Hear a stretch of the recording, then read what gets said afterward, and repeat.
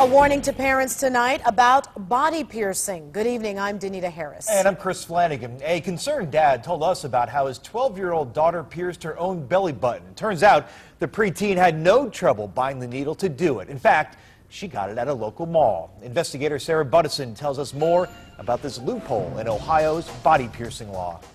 In Ohio, if you are under 18, you need your parents' permission to get body pierced at a shop. But we found a way kids are getting around that rule. It's just an open invitation to children. For $4, kids can go to the mall. Do you guys have needles for sale? You do? Buy a needle and pierce themselves. Oh, the health department wouldn't recommend that. That's what Richard Pfluger's daughter did last month. Why don't they just sell crack pipes too? Richard's daughter is 12. For the money, the change she had in her pocket, she could have bought that needle. It's frightening. And perfectly legal in Ohio. To the best of my knowledge, there's no regulations in Ohio that prohibit the sales of piercing needles. To me, it's shocking that it's so easily obtainable. State rules say you have to be 18 to get pierced at a shop, but anyone of any age can buy a piercing needle. Why is there not a law? Why is there not restrictions? Do you need my ID or anything? You're over 18, right? Richard's daughter bought the needle at a kiosk called Scream at a local mall. A clerk there told our undercover producer the sale was a mistake. We do, but we just had a complaint the other day because the new girl that started here, she sold one to a 12-year-old. Yeah. And we almost got shut down. What would you say about the clerk who sold a 12-year-old a needle?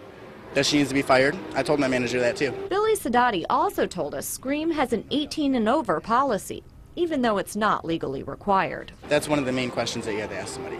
How old are you? Can I see your ID when you're selling a needle? But Lake County Environmental Director Nancy Neas says age isn't the real issue here. We wouldn't recommend self-piercing or amateur piercing of anyone. She says self-piercing is dangerous because amateurs don't know proper sterilization techniques. Maybe everything would be flawless and there's no problems. That's one side of the coin. The other side is that there could be some kind of a serious infection that could be potentially life-threatening if not treated. That includes staph and bloodborne diseases like hepatitis. Do you give folks any information to take with them about potential health hazards?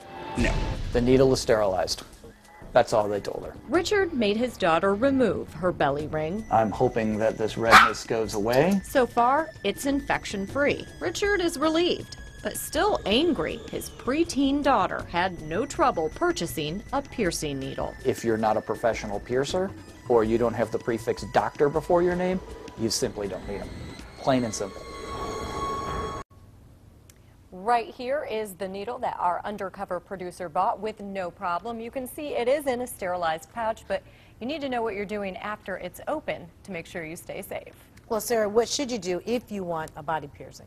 There's a pretty easy answer to this one. Health officials say go to a legal body piercing business. Just call your local health department and they can give you a list of all the approved shops that meet safety requirements. Very important. Sarah, thanks. Thank you.